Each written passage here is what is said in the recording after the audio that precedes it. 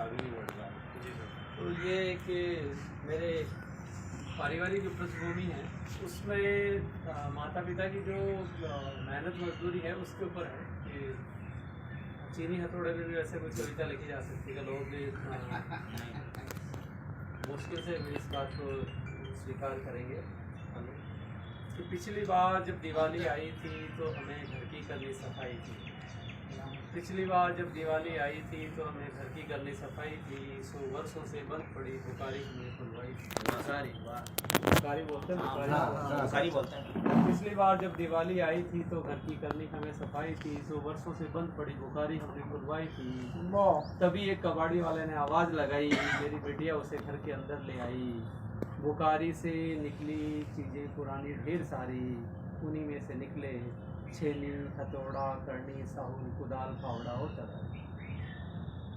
उन्हीं में से निकले छेनी हथौड़ा करनी साहुल कुदाल फावड़ा और तगारी। इन्हें नहीं बेचने पर मैं अड़ गया और उन बेचने के पीछे मेरा बेटा पड़ गया। अब ये देखकर कबाड़ी वाला भी तो पड़ गया। बोला बेच दो साहब, अब आपका इनसे क्या है काम। बोला बेच दो साहब, अब आपका इनसे क्या है काम। भाव का मैं तो थोड़ा बढ़ा देता हूँ दाम। लोग कबाड़ निकाल लेते हैं त्योहारों पर और आप जान अटकाए बैठे हो इन जंग खाए औजारों पर।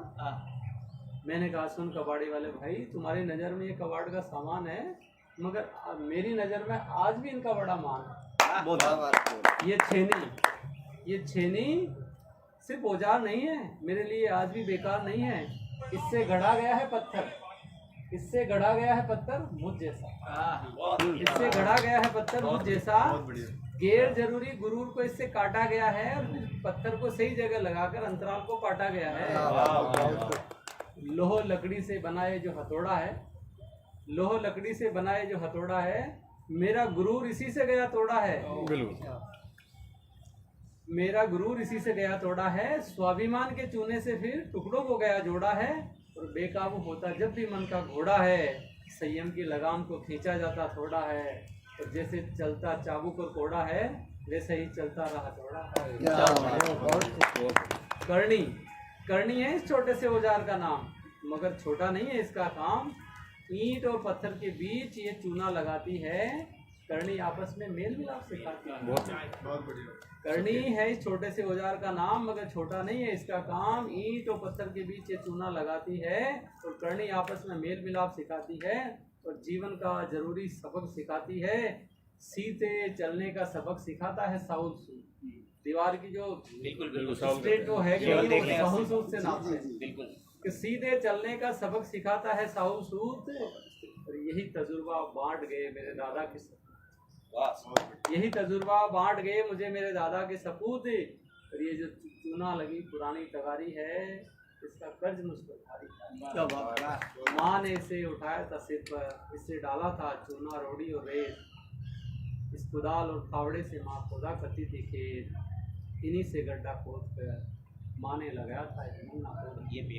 इन्हीं से लगाया था माँ ने एक नन्ना गड्ढा खोद कर मुझ जैसा पौधा, जो आज बड़ा वृक्ष बन गया तो टीकम से अनजाना शख्स।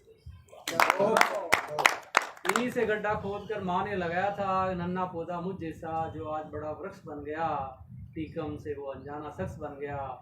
छेनी हथौड़ा करनी साहुल कुदाल फावड़ा और तगारी, इनसे यादें जुड़ी है मेरी ढेर सारी। इनसे खुशबू आती है मेरे माता पिता के पसीने। इनसे खुशबू आती है मेरे माता पिता के पसीने की। ये गर्व भरी सौगात है मेरे चौड़े सीने की। ये हकीकत है नहीं बनावटी किस्से हैं, ये मेरी जिंदगी के आज भी हिस्से हैं। ये औजार नहीं मेहनत की पूंजी है, मेरे माता पिता के अतीत की पूंजी है। इन्हीं से मेरे माता पिता ने की थी कमाई, बड़ी शिद्दत से जोड़ी थी उन्होंने पाई। फिर उसी से कराई मेरी पढ़ाई और लिखाई।